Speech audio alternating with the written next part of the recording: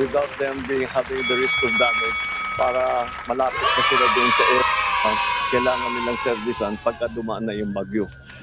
And that's essentially what we did. And again, we included all of the different agencies. Alam nyo po, itong sinasabi ng presidente nyo si Marcos, ngayon siya nagpa-interview. Kung kailan, ewan ko sa inyong lugar kung malakas pa ang ulan, malakas pa ang bagyo. Pero kahapon, grabe. At nung isang araw, grabe po ang hagupit ng bagyo. Pero wala siya, hindi mo mahahanap. Asan siya kahapon? Nung isang araw, nagpa-interview siya, uutal-utal. Hindi niya alam, clueless. Hindi niya alam kung anong gagawin sa bansang Pilipinas.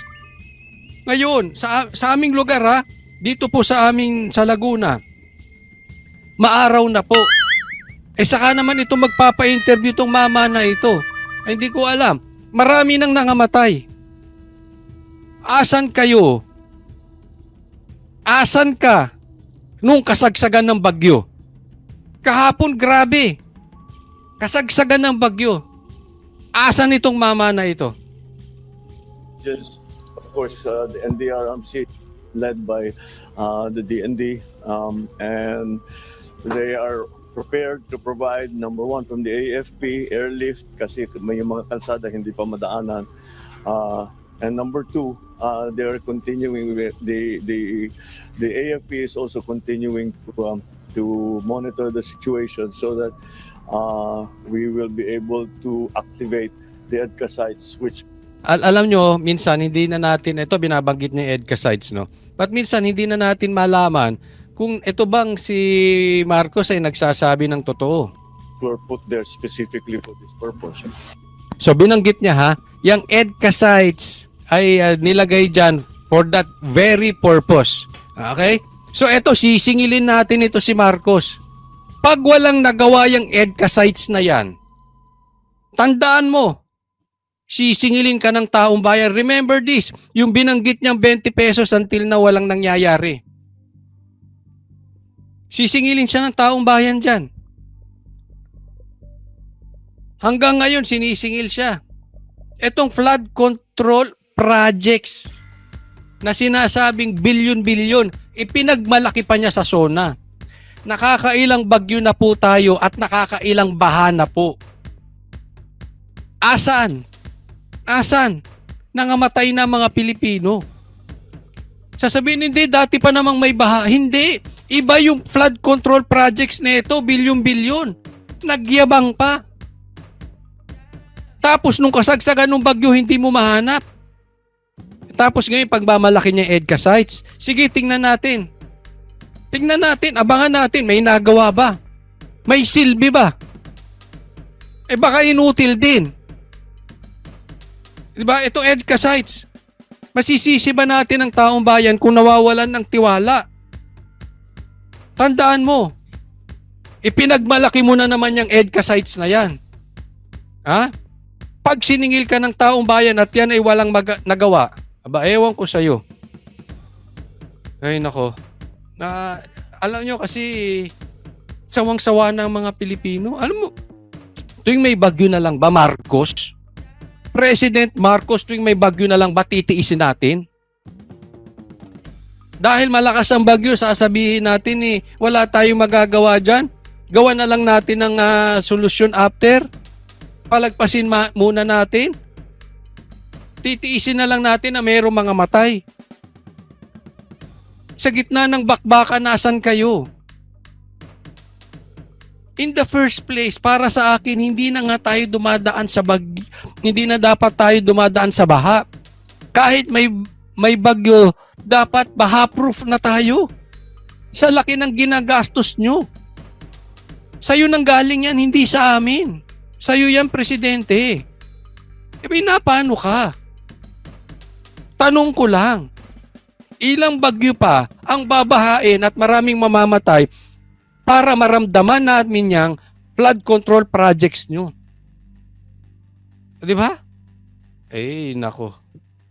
Pakita nyo naman may silbi kayo dyan. So the other departments seem to be Naputol, medyo naputol. prepared. We have some budgeting issues. Isitite mo, nadulas siya. We have some, meron na daw silang na-prepare, pero meron silang budgeting issues. Marcos, are you really clueless? Tandaan nyo this is the person na nagsabi ni isang baril. Walang ipinasok yung mga pulis sa loob ng KOJC.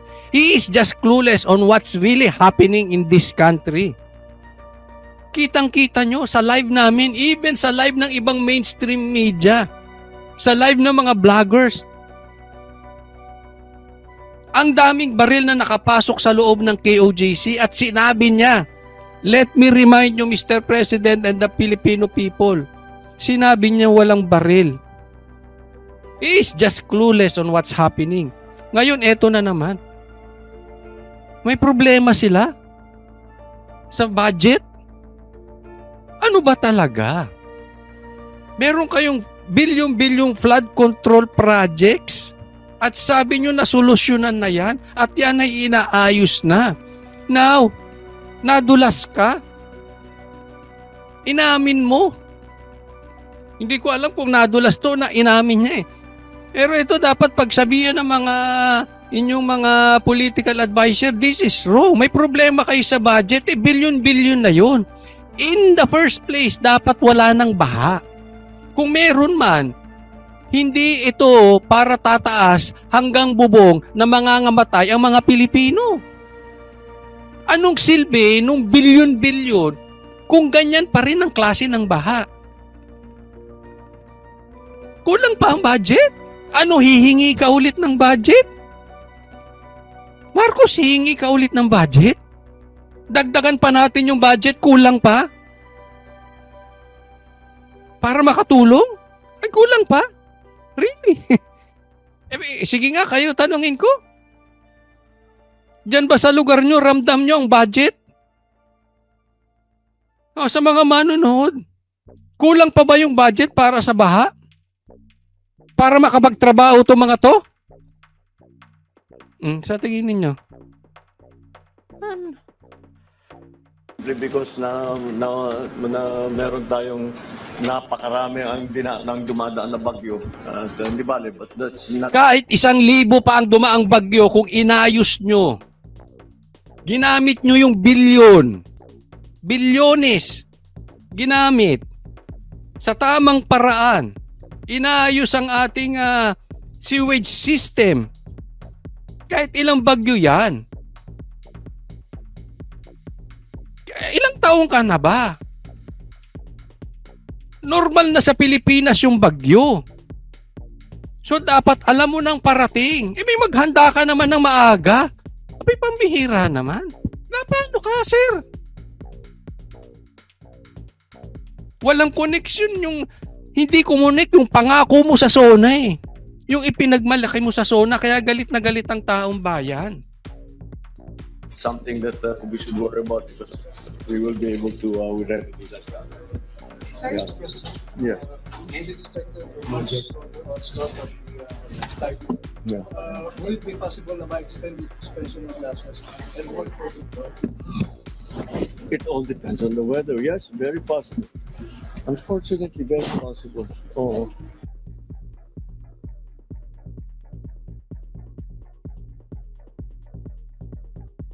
Tayo natin medyo sa kanila yan napuputol talaga. No? Dahil nga Because as soon as makapasok kami, we will be doing that, and we are now beginning to marshal our assets. Like for example, rubber boats hanggang Mindanao kukunin na muna namin. yan, hanggang Mindanao kunin na namin. Kunin mo na, gusto mo lahat ng resources kunin mo na sa Davao kasi ang Davao ready eh. Maayos ang Davao, 'di ba? Yung Bicol hindi nyo pinag-ready. Sino ba mga official dyan sa Bicol? Kuha kayo ng gamit. Hayaan yung Davao tumulong dyan sa Bicol. Pambira kayo. Sino ba mga official dyan? At dadali namin dito sa area na pangangailangan. We just got that report from Kamsur that half the province is underwater because they live in that the basin within Albay and Kamsur.